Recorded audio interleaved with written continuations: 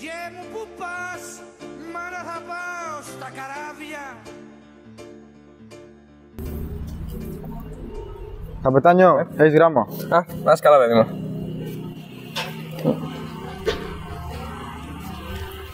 Αυτό.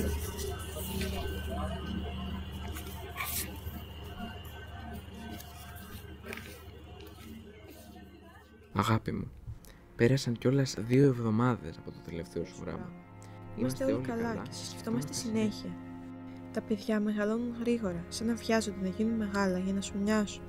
Ο μικρός μας κάθε βράδυ με ρωτάει πότε θα γυρίσεις και η μικρή ανυπομονεί να ακούσει τις ιστορίες σου. Η μητέρα σου είναι καλά, σου στέλνει την αγάπη της και προσεύχεται για σένα. Το σπίτι μας, όσο μεγάλο κι αν είναι, έχει μια γωνιά άδεια που μόνο εσύ μπορείς να γεμίσεις. Σε φαντάζομαι κάθε βράδυ πάνω στο κατάστρωμα, με τον αέρα να σου χτυπάει το πρόσωπο και τη θάλασσα να ψιθυρίζει τα δικά της μυστικά. Και εγώ, από τη στεριά, ακούω την καρδιά μου να χτυπά δυνατά, περιμένοντας το επόμενο γράμμα σου, το επόμενο σημάδι ότι είσαι καλά. Σε περιμένουμε, αγάπη μου, παντοτινά δική σου.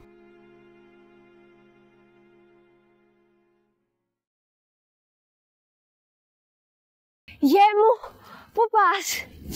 Μάνα, θα πάω στα καράβια. Καλώς ήρθατε καράβια, αγόρι μου. Καλώς σας βρήκα. Καλώς το νέο. Καλά μπαρκα, έλα να σε πάω στο καπετάνιο. Καπετάνιο! Έλα. Ήρθε ο νέος. Καλώς ήρθατε. Καλώς σας βρήκα.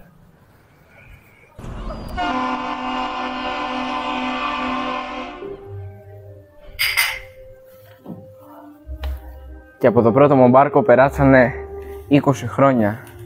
Ωραίες μέρες, ήσυχες Κυριακές, χωρίς φουρτούνες. Τα μπάρκια γεμάτα χρήσιμο φορτίο. Υπήρχαν όμως και κάποιες μέρες μαύρες, κίνδυνοι, φουρτούνες, βλάβες μηχανών, τσακωμοί. Τάσο! Ρε φίλε, πώς σκουπίζεις έτσι? Μου κάνουν παράπονα. Άιντε. Συγγνώμη, καπετάνιο. Έλα και γρήγορα. 10 χρόνια. Καλά, άμα φύγω εδώ τι θα κάνεις μετά εσύ, Θα δεις σημαίνει Τάσος. Με αυτό το πλήρωμα τα έχω ζήσει όλα, ρε φίλε. Πειρατείες, φουρτούνες, αρρώστιες. Μια μέρα που περνάγαμε από τα παράλια της Μαδαγασκάρης, ξαφνικά άρχισαν γύρω μας να μας περικυκλώνουν 4 φουσκωτά με οπλισμένους τρομοκράτες να φωνάζουν, προσπαθώντας να παραβιάσουν την ασφάλεια του βαποριού. Ο πλοίαρχος διέταξε όλο το πλήρωμα να μαζευτεί στη γέφυρα. Ανοίξαμε μάνικες ώστε να τους αποκρούσουμε, απλώσαμε σύρμα γύρω από το καράβι και συνεχίσαμε με πλήρη ισχύ ώστε να φύγουμε όσο πιο γρήγορα μπορούσαμε. Ήμουν τρομοκρατημένος, ευτυχώς λίγο πιο πάνω τα παράτησαν. Μα γιατί μένω εδώ, γιατί συνεχίζω, με ρωτάτε? Εγώ την αγαπώ τη θάλασσα. Δεν μπορώ πουθενά άλλου. Εντάξει, δεν είναι όλα δύσκολα στη θάλασσα. Περνάμε και ωραίες στιγμές, καλές μέρες. Απερίγραπτη είναι η χαρά όλων μας όταν πιάνουμε λιμάνι μετά από μήνες που δεν έχουμε πατήσει στεριά. Όταν αγκαλιάζουμε τους δικούς μας μετά από καιρό. Γιατί οι άνθρωποι μας λείπουν πιο πολύ. Είμαστε μόνοι, λέμε. Μόνοι. Πω, χάλια έγινα. Λάδια, γράσα. Κουράστηκα. Τι παλιό καιρός είναι αυτός. Σαν να βγαίνουν φαντάσματα μέσα από την ομίχλη. Έπεσε το πούσι από βραδείς, το καραβοφάνο ροχαμένο, κι έφτασες χωρίς να σε προσμένω, μες στη τιμονιέρα να με δεις. Κάτω προφοράς και έχεις βραχή, πλέκω σαλαμάστρα τα μαλλιά σου. Κάτω στα νερά του πορπεγκά σου βρέχει πάντα τέτοια εποχή.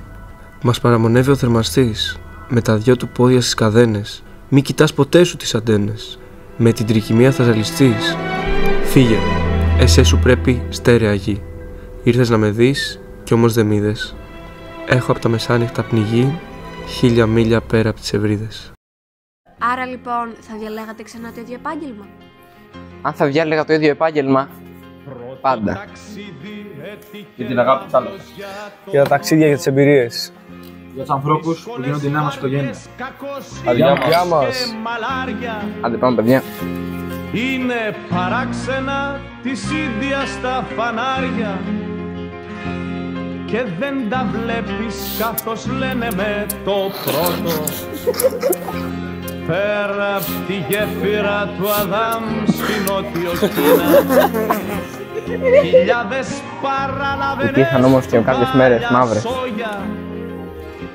Μα ούτε στιγμή δεν ελπίζουν.